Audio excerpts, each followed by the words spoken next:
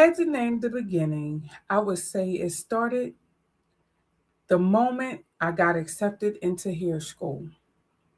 That moment meant more than just getting into a program. I had applied before, interviewed, waited, been uncertain, questioned whether it would ever happen. There were delays, setbacks, and moments where the door seemed like it might simply stay closed. So when I finally got the acceptance letter, when the yes finally came, it wasn't just the school saying yes to me, it was me saying yes to me. That distinction matters more than it might appear. Because a woman who has spent years absorbing other people's doubts about her, other people's casual assessments of what she is and what she should be, and how she should occupy her own body and her own life, learns over time to preempt the rejection by rejecting herself first. I had been doing that quietly, almost without knowing it, letting the waiting become evidence that maybe I wasn't meant for it, letting the delays plant the seed that maybe I had been wrong about what I wanted, what I thought I wanted. The acceptance said otherwise, and I decided in that moment to believe it. That was the beginning of my journey. But more than that, it was the beginning of me believing in my own ability to follow through, to want something, to pursue it past the resistance, and to receive it when it finally arrives. Who needed to hear that? Who needs to hear that? Who needs to know that your belief in you is more important than anybody else's belief in you? Because people belief in us be shady sometimes, or it has conditions with it. So, what I love about JL's story is that she came to the understanding and to the awareness of, you know what? I'm so busy focusing on what other people want that I don't even know what I want.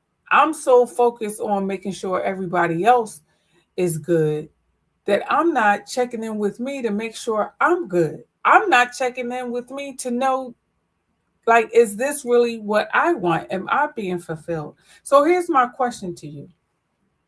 What is the one thing you have been tolerating in a relationship, a situationship, or a pattern within yourself that you already know is costing you more than you've admitted?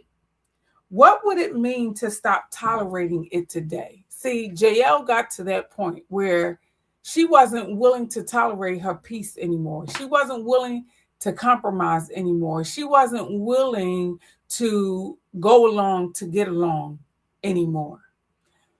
How many of us, because we don't want to hurt somebody's feelings, we don't want to let somebody else down, we totally check out and detach from what we want and what we need because we're so focused on what somebody else want and what somebody else need, or what somebody else think that we should have and what somebody else think that we should do. I know that JL isn't isolated. I know that this story is not unique to her. I'm sure that many of us have suffered from the savior syndrome and people pleasing. I'm sure that many of us, if we're honest, would say, if you really knew me, you would know that I stayed in this relationship because I didn't want to confront the truth. Many of you, if you were honest, you would say, if you really knew me, I stayed in this job past my expiration date, even when I knew it no longer served me, even when I knew that it no longer was fulfilling to me, if you really knew me. So, if you want to find out the rest of this story or how the story ends, go to amazingyou.com and get the book so that you can get to the end of the chapter and find out. But more importantly, I really want to impress upon you all to check in with yourself, check your tolerations, check your boundaries. Like, what are you tolerating? What are your non negotiables? What is it that you've allowed to become a mask? Like, what keeps showing up for me is that we can't see the picture when we're in the frame. We can't see the picture when we're in the frame. We can't see the picture when we're in the like, let that just sit with you. You can't see the picture when you're in the frame. And too oftentimes we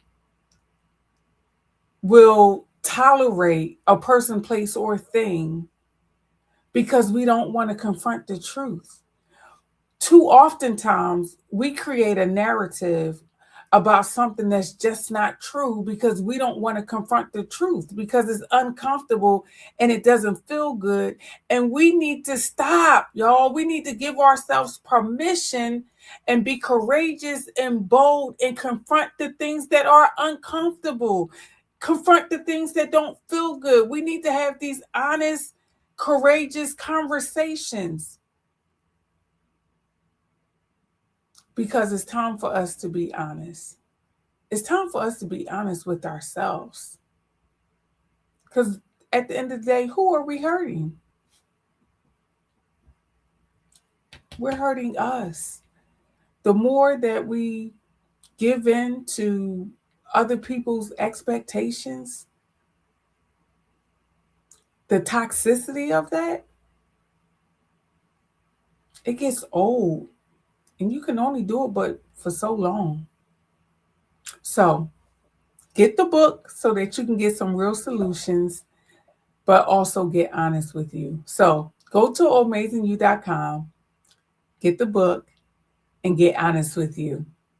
If you want help, comment below, bigger, and share it. Share this story, share this clip with 5 other people. Don't allow me to be the best kept secret. Don't keep me to yourself.